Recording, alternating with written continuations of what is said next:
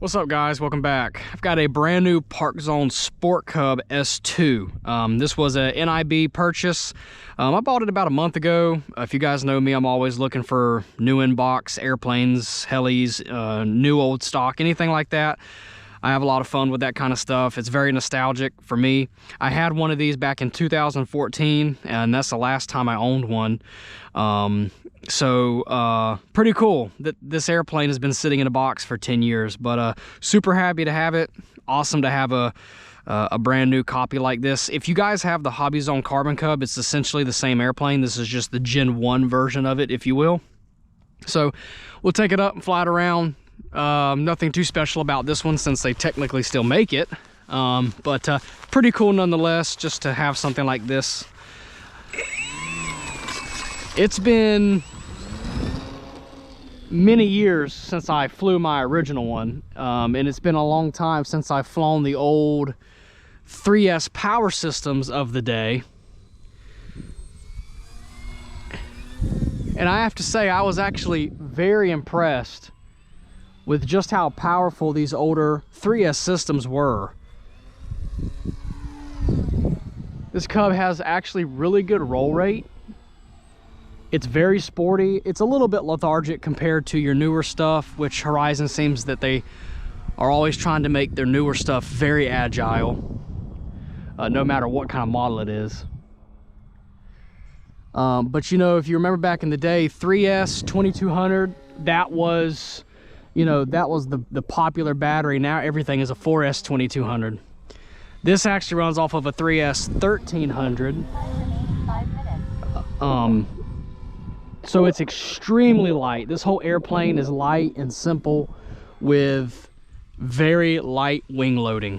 It's extremely floaty, especially when you compare it to something kind of similar in its class, like the Decathlon, the RJG Decathlon.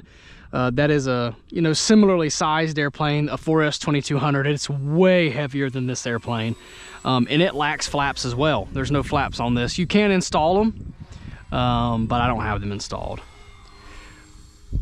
But really fun to fly. This is a trainer airplane in today's market. When it came out on the ParkZone line, back when ParkZone existed, it was just kind of your generic park flyer. But it is still a lot of fun to fly. The 3S system is very quiet, very smooth, plenty of power.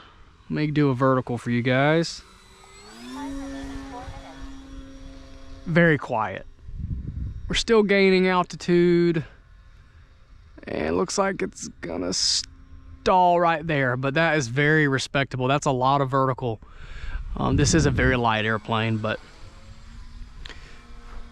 really good flying plane. I've always liked the classic red and white better than I do the yellow and silver. I actually like airplanes that have less paint. I know I am the minority on that, but I don't mind the look of bare foam. It's never bothered me. It's a little windy today, a little bit of a crosswind, but not bad. Just a good looking airplane. Takes me back to 10 years ago. I remember getting this one and being very excited. I flew that original one on a DX8 Gen 1, and now I'm using an IX14 Plus. Times have changed.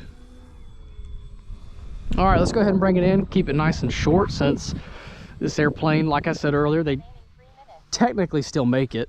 Now, one thing I was extremely impressed with is the flight time. On a 3S 1300, I'm getting upwards of 10 minutes depending on how I'm on the throttle, which is really impressive. All right, well, it just wanted to float. Let's go back around and see if I can get it to land without rolling so far. But these are very forgiving airplanes. These are some of my favorite airplanes. Cubs, high wing, STOL planes.